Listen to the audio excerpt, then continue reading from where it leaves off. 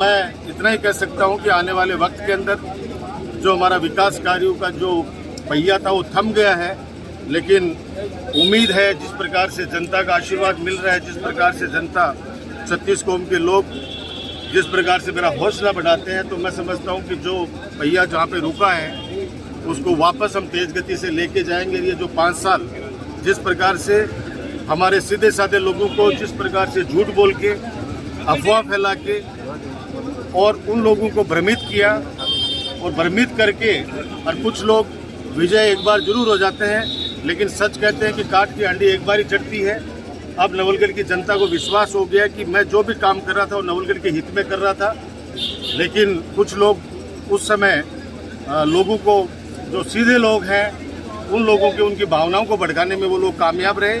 लेकिन मैं इतना ही कह सकता हूँ कि मैं तो अभी भी कहता हूँ कि जिन्होंने भी जो जीता है यहाँ पे, उनको भी अब झूठ बोलना बंद करना चाहिए। अब तो कम से कम सच्चाई से सामना करना चाहिए। अब जो सच है उसको जनता के सामने रखना चाहिए। हर बार दो ही मुद्दे उठा के सीमेंट प्लांट, जब सीमेंट प्लांट के समय, हमारे समय कोई भी कार्रवाई होती थी सीधा राजकुमार पर आरोप लगाया जाता था, और अब जाके देखिए अभी 4 दिन पहले जो दीपावली के तुरंत बाद में कार्रवाई हुई है, वो कार्रवाई इतनी खतरनाक कार्रवाई की गई है कि उनके सामान तक बाहर पटक दिया।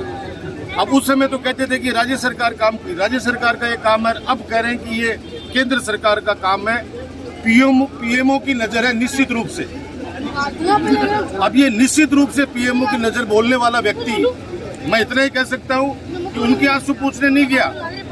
मैंने बुलाया उनको, यादव फैमिली को।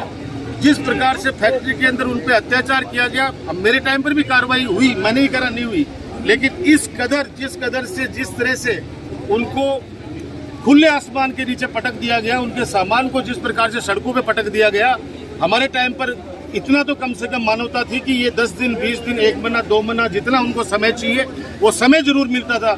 ये नहीं है कि उठा के सामान भी उनका सड़कों पे ले जाके फेंक दो। और वो लोग, जो लोग वहाँ पे बैठ के बातें करते थे, वो आज खुद कहते हैं कि भाई साहब हो गई गलती। लेकिन मैंने इतना कहा कि आपको 26 लाख रुपए का आपको मुआवजा दिलाया गया, और भी मेरा तो बस चलता, तो मेरे अपने लोग हैं, उनको जितना ज़्यादा मिले उसमें ज़्यादा खुशी है। लेकिन मैं कहता हूं कि अब ये रेलवे लाइन जा रही है, अब रेलवे लाइन है, ये जो निश्चित रूप से जो बोलता है, इसको निश्चित रूप से पता ही नहीं है कि ये मालगाड़ी है या सवारी गाड़ी है। सवारी गाड़ी का नहीं है। नंदलाल गरवा जी मेरे पास खड़े हैं, नंदलाल जी गरवा जी आए हुए हैं यहाँ पे।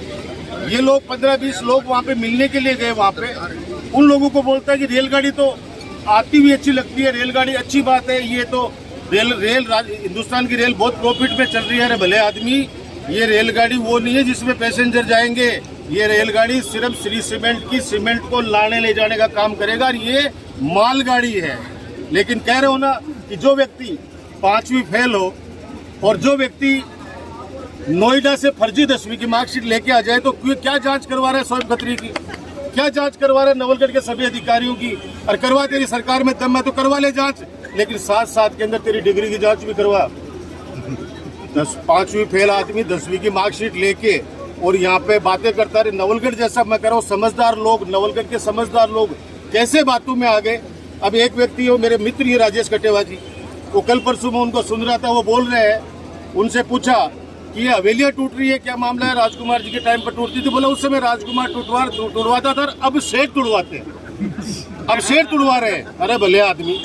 दूसरा उनसे पूछा गया ये बदराना जोड़ा किसका है? बोले मुझे नहीं पता है किसका कसका है, तो वो जाने, वो विक्रम सिंह जाने। मेरे को तो विक्रम सिंह ने यह कह रखा है कि अगली बार विधायक तेरे को बनाऊंगा। ये कैसे राजेश कटेवा जैसा बिजनेसमैन व्यक्ति ऐसी बातों में आके, जब वो आदमी इस तरह से बात कर सकता है, तो भगवान कुछ भी करे। दूसरी बात और बोली कि राजकुमार तो बकरी है, गाय है, और वो अपने लड़ी बता रहे हो अभी इंटरव्यू में। तो भैया तने लड़ी पड़ो मजबूत, तने मुबारक हो। मैं तो बकरी गाय रहे जो कम से कम दूध तो दे, कोई खाए तो कोई ने मारा तो कोई नहीं, बकरी दूध तो दे, बकरी कोई काम तो ऐसी, मैं तो बकरी मानने से अपना आपने। लेकिन मैं इतना कहना सकता हूँ गंभीरता के साथ कि 15 सालों में जो विकास के कार्य हुए, मुझे तो ताज्जुब होता है कि शहर के 1-2 आदमी जिनको मैं बहुत उनकी रेस्पेक्ट करता हूँ और आज भी करता हूँ, वो लोग ये कहते हैं कि इस 11 महीने के अंदर नवलगढ़ का काया पलट हो गया, इतने काम हो गए। अरे एक काम तो बताए कि एक खोरियों बेटे रखोगे, एक काम तो बताओ। जो काम हमने स्वीकृत कराए थे गहलोत साहब की सरकार में हम लोग लेके आए थे, उन कामों को पूरा करवा दे 5 साल में, भले आदमी तभी मान जाएंगे। तो मैं आज वैसे ज़्यादा राजनीति की बात करने के मूड में नहीं था, लेकिन चूंकि अब इतने सारे समय से बातें चल रही है कि ये चल क्या रहा है, और कम से कम चुनाव के समय भ्रमित कर दिया, जो भी कर दिया भैया अब तू जाने तेरा काम जाने, लेकिन अब तो सच बोलना शुरू करो, अब तो धरातल की बातें करना शुरू करो, ताकि ये नवलगढ़ की जनता सब देख रही है, सब समझ रही है हर बात को। लेकिन समय का है कि उस समय, हालांकि मैं धन्यवाद देना चाहूँगा छत्तीस कौम की जनता को कि पिछली बार 80,000 वोट आए थे, इस बार 90,000 वोट दिए। वोट तो 10,000 बढ़ा के दिए, मेरी जनता का आशीर्वाद मेरे पे कम थोड़ी हुआ है। और आज आपने देखा इस रक्तदान शिविर में किस प्रकार से, आप देखो रक्तदान शिविर में किस प्रकार से, और अभी तो इस सरकार का 11 महीना यही, आप बोलिए कि अगले साल चुनाव है, अगले साल चुनाव वजना तो आदमी फिर भी सोचे, मन से आए सब लोग। और मैंने एक भी व्यक्ति को कॉल नहीं किया है, सब कार्यकर्ताओं ने अपनी अपनी जिम्मेदारी समझते हुए, और वो कार्यकर्ताओं ने सारा कार्य किया। कार्यकर्ता आप समझ चुके हैं कि जो नुकसान हम 11 महीने पहले उठा चुके, इस नवलगढ़ की गरीब जनता के जो काम हो सकते थे उनका सुनने वाला था। लेकिन मैं आपको, आपके माध्यम से आम जनता को विश्वास दिलाना चाहता हूं कि डॉक्टर राजकुमार आपका है, आपके लिए हरदम तैयार है, और हर उस व्यक्ति के लिए संघर्ष करेगा जो व्यक्ति इस राज्य के अंदर जो पीड़ित करेंगे। और मुझे दुख इस बात का है कि ये कह रहे हैं कि 15 सालों में लोगों में डर तो अब है, डर तो लोगों में अब है। 15 साल तो राम राज्य था, सबको स्वतंत्रता थी, बोलने की थी, मजा नहीं है कि किसी के यहाँ पे कोई आकर बदमाशी कर ले। अब इस 11 महीने के अंदर कितनी चोरियां, कितनी डकैतियां, कितने काम हो गए, वो जनता तय करे, मुझे कुछ नहीं करना। लेकिन 15 साल के अंदर राम राज्य था। मेरे और आपके बीच में दलाल पहले भी नहीं थे, आज भी नहीं है। सीधा जनता से मेरा सीधा संपर्क था। अब दलाल क्या होता है, वो दलाल अब पता चलेगा कि चल रहा है लोगों को कि फलाने आदमी को साथ ले गए, पहले से ही बायोडाटा बना रखा है। पता करो इस गांव के अंदर इस आदमी ने वोट दिए नहीं दिए।